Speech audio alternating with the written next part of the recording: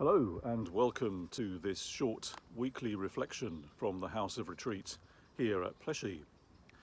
As you can see, I've come out into the garden of the house and all around me are the telltale signs of autumn. The leaves on some of the trees are beginning to change colour and many of the leaves are coming off now and on the ground around me.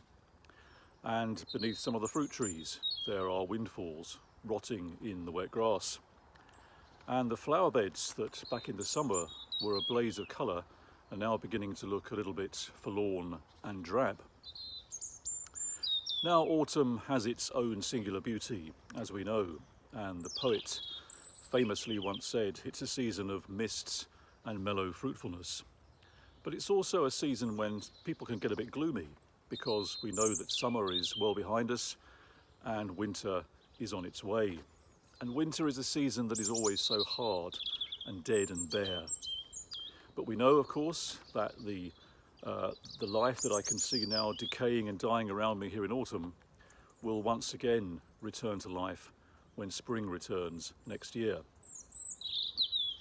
Now Jesus in John chapter 16, verse 16, says some rather enigmatic words. He says this, "A little while and you will no longer see me.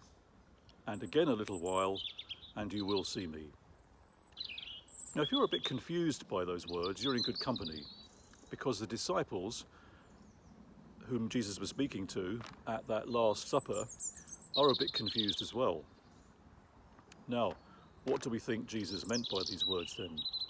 Well, this is John's Gospel, and as many of you will know, John's Gospel always has very many different layers of meaning just below the surface.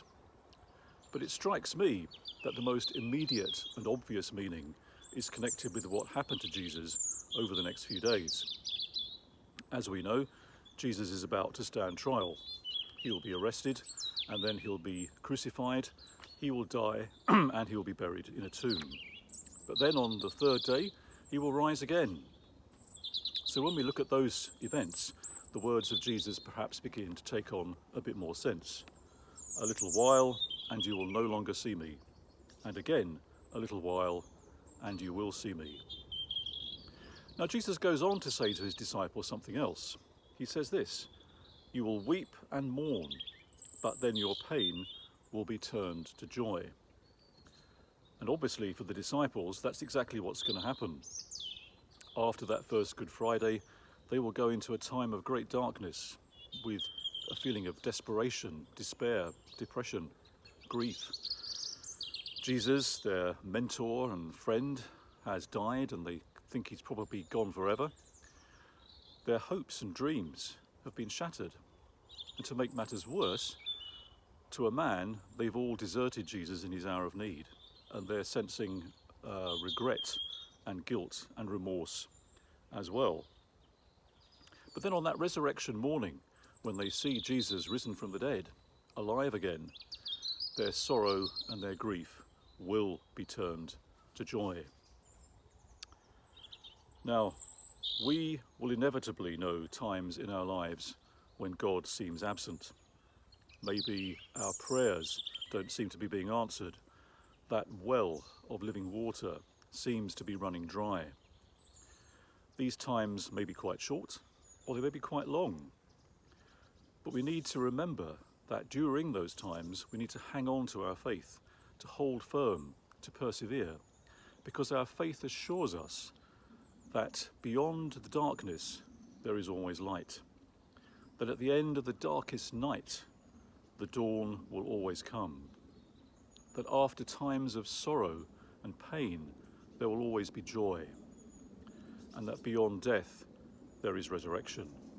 And of course, beyond winter and autumn as well, spring will return and the green shoots of new life will become visible. And the garden here at Pleshy will come back to life once again. A little while and you will no longer see me.